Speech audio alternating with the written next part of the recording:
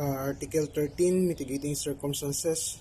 The following are mitigating circumstances.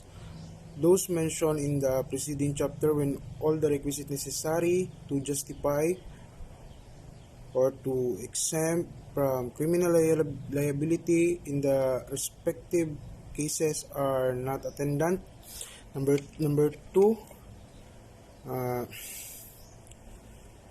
that the offender is under 18 years of age or over 70 years.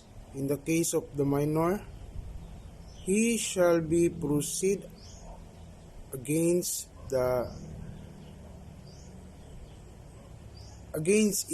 in accordance with the provision of Article 80.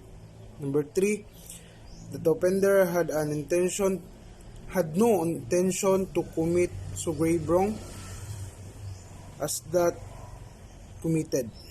Number 4, the sufficient provocation or threat on the part of the offended party immediately preceded the act.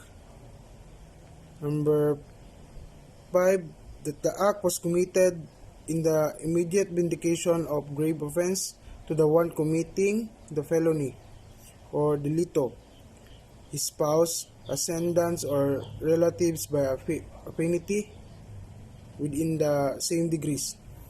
Number 6, that of having acted upon in impulse to so powerful as naturally to have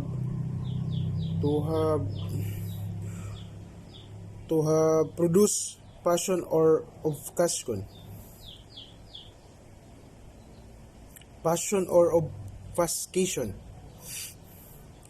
Number 7, that the offender had voluntarily surrendered himself to a person in authority or his agents, or that he had voluntarily confessed his guilt before the court prior to the preservation of the evidence for the prosecution.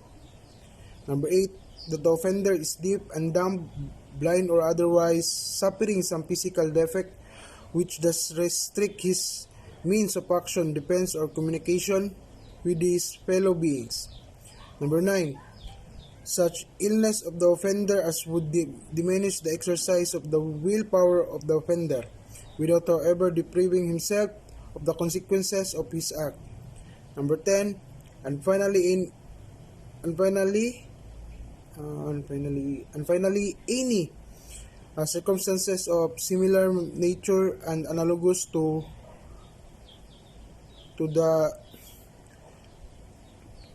those above mentioned.